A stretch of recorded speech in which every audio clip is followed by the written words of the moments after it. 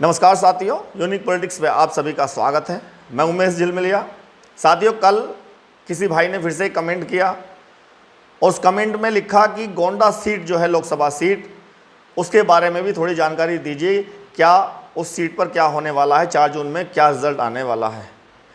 देखिए, जनता ने जो वोट दिया है वो उनके मन में है। 4 तारीख में तो क्लियर होने वाला है कि किसको कितनी वोट मिल रही है और किसकी सीट वहाँ निकल रही है। लेकिन उससे पहले फिर भी हम वहाँ का थोड़ा सा विश्लेषण करके ये बता देते हैं कि वहाँ कौन जीतने वाला है। उससे पहले मैं बता दूं कि बीएसपी ने जिस तरह से टिकट दिए हैं या बीएसपी के दिमाग में क्या रणनीति है, 2024 के चुनाव में बीजेपी को सत्ता से बाहर करने के लिए जिस तरह से मायावती जी ने प्लान बनाया है, उसके बारे में मैं थोड़ा सा आपसे चर्चा कर लेता हूँ। इसके बारे में देखिए, इस चुनाव में मायावती जी ने उत्तर प्रदेश के अंदर बीजेपी को सत्ता से बाहर करने के लिए एक ऐसी रणनीति तैयार की जिसमें या तो उनको खुद को फ़ायदा होगा या इंडी गठबंधन को फ़ायदा होगा। यानी कि जहां पर ऐसा समीकरण है जहां बीएसपी सीट अकेले अपने दम पर निकाल सकती है, वहां मायावती जी ने पूरी ताकत लगाकर ऐसा कैंडिडेट को टिकट दिया है जहां पर बीएसपी ही जीतेगी और बीजेपी यानी एनडीए और इंडी गठबंधन ये दोनों के दोनों दूसरे या तीसरे नंबर पर रहेंगे और पहले नंबर पर बीएसपी रहेगी। पश्चिमी उत्तर प्रदेश में मायावती जी ने ऐसे कई टिकट दिए हैं जहां पर अगर उनको अकेले अपने दम पर जीत नहीं मिल रही तो बीजेपी का नुकसान करने के लिए टिकट दिए हैं और इंडी गठबंधन को वहाँ फ़ायदा होता नज़र आ रहा है। तो बीजेपी को सत्ता से बाहर करने का प्लान जो मायावती जी ने इस बार बनाया है, उससे ऐसा लग रहा है कि उत्तर प्रदेश के अंदर बहुत ज़्यादा नुकसान इस बार बीजेपी को हो सकता है। तो आप गोंडा की सीट पर आ जाते हैं। 2014 से हम बात करेंगे क्योंकि 2014 में बीजेपी की लहर थी और लहर क्या, बीजेपी ने या मोदी जी ने जिस तरह के भाषण दिए थे और जिस तरह से नौकरियां की बात की थी, बेरोजगारी की बात की थी और महंगाई को लेकर के बात कही थी कि हम पूरी तरह से महंगाई को ख़त्म कर देंगे और नौकरियां जो हैं हर साल 2 करोड़ दे देंगे। तो देश का युवा जो था वो मोदी जी के साथ हो गया था और उसमें ज़्यादातर सभी लोगों ने उनको वोट दी थी।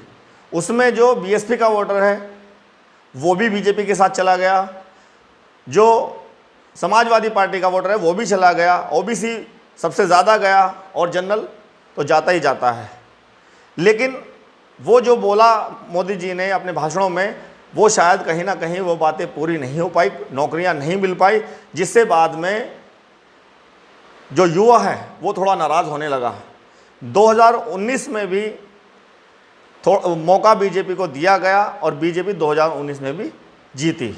तो 2014 में गोंडा सीट पर कीर्ति वर्धन सिंह जो बीजेपी के प्रत्याशी थे वो चुनाव जीते। ऐसे ही 2019 में भी वो दोबारा चुनाव जीते। 2014 की बात करें तो वहाँ पर गोंडा सीट पर बीएसपी अलग चुनाव लड़ी थी, समाजवादी पार्टी अलग और कांग्रेस अलग चुनाव लड़ी थी और बीजेपी अलग। तो तीनों जो पार्टियां थी, बीएसपी, समाजवादी पार्टी और कांग्रेस, इनको 1 लाख से ज़्यादा वोट तीनों को मिला। बीएसपी को भी तीसरे नंबर पर रही वहाँ पे बीएसपी, जिसको 1,16,000 से ज़्यादा वोटें मिली। समाजवादी पार्टी को भी 1 लाख से ज़्यादा वोटें मिली, वो दूसरे नंबर पर थी और 1,02,500 कांग्रेस को भी वोट मिली। तो पहले नंबर पर वहाँ बीजेपी थी 2014 में। लेकिन बाद में 2019 में समाजवादी पार्टी, बीएसपी और आरएलडी का गठबंधन हुआ।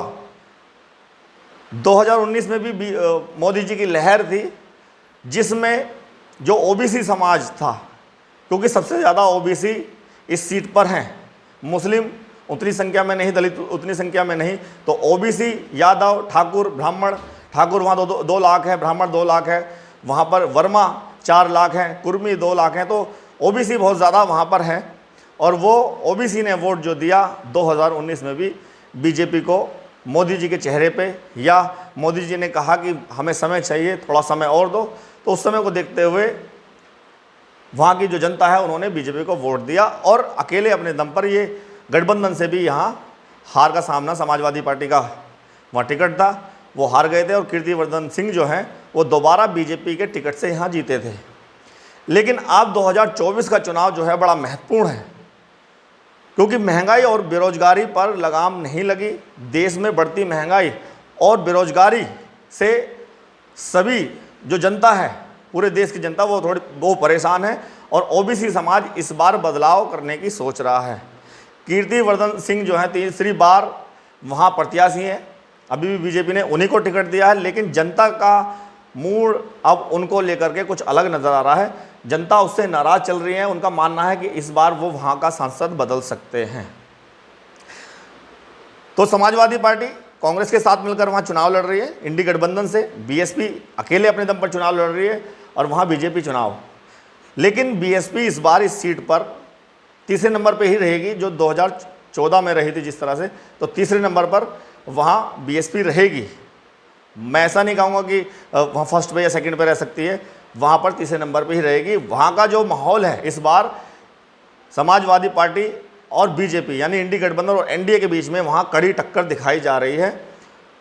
और वहाँ पर उस सीट पर भी जैसे मैंने अभी बताया कि बीएसपी ने बीजेपी को सत्ता से बाहर करने के लिए जो टिकट दिए हैं, जैसे वहाँ ब्राह्मण को टिकट दिया है तो वहाँ जो वोट उसे मिलेगी बीएसपी को, वो बीजेपी को नुकसान सीधा सीधा देखने को मिलेगा वहाँ पर, और इंडी गठबंधन को फ़ायदा वहाँ पर मिलने वाला है। तो उस सीट की अगर हम बात करें, वहाँ कड़ी टक्कर बीजेपी में और इंडी गठबंधन में है, और वहाँ पर सीट निकलने का अनुमान अगर लगाएं तो ऊपर इस बार इंडी गठबंधन चल रहा है, यानी कि वहाँ इंडी गठबंधन जीत सकता है। जीत ही जाएगा ये हम नहीं कह सकते, वो 4 जून में कन्फर्म हो जाएगा, लेकिन इस बार का माहौल वहाँ चेंज है, वहाँ इंडी गठबंधन जीत सकता है।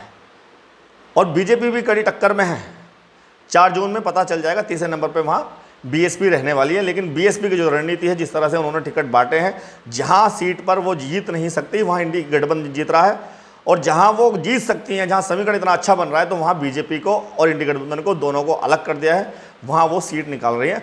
उत्तर प्रदेश में एक्सपर्टों का भी मानना है, लोगों का भी मानना है, जानकारों का मानना है कि इस बार बीएसपी 2014 की तरह कमज़ोर नहीं है। 0 सीट 2014 में लोकसभा में आई थी, लेकिन इस बार 0 नहीं आएंगी। 2019 में गठबंधन था समाजवादी पार्टी के साथ, आरएलडी के साथ, तो 10 सीट अपने दम पर गठबंधन से बीएसपी सीट लेकर आई थी। समाजवादी पार्टी को 5 सीटें मिली थी। इस बार अकेले है, अकेली चुनाव लड़ रही है बीएसपी। और 2022 में जिस तरह से कमज़ोर थी, लोगों को लग रहा था कि 0 सीट आ सकती हैं बीएसपी की, जिस तरह से वो चुनाव लड़ रही है, लेकिन ऐसा माहौल है इस बार कि बीएसपी अकेले अपने दम पर कोई ना कोई कुछ ना कुछ सीटें लेकर आ रही हैं। कुछ का मानना है कि 25 सीटें आ रही हैं, कुछ का मानना 15 सीट का है, कुछ 12 कह रहे हैं, और कुछ ने सटीक बात कही है कि लगभग 6 से 7 सीटें आ सकती हैं। हमारा भी अंदाज़ा इसी बात को लेकर के है कि 8 से 10 सीटें इस बार बीएसपी की अकेले अपने दम पर आ सकती हैं। अब 4 जून में क्या होने वाला है, तो गोंडा की सीट पर जिस भाई ने कहा था, पूछा था, उसके लिए मैंने वीडियो बना दिया। मैंने पहले ही कहा कि आप जो भी मुझे कमेंट करेगा अपना नाम भी लिखा करें उसमें, जिससे कि मैं वीडियो में उनका नाम भी बता दूं। तो 4 जून में देखते हैं क्या होने वाला गोंडा की सीट पर। बहुत बहुत धन्यवाद, नमस्कार।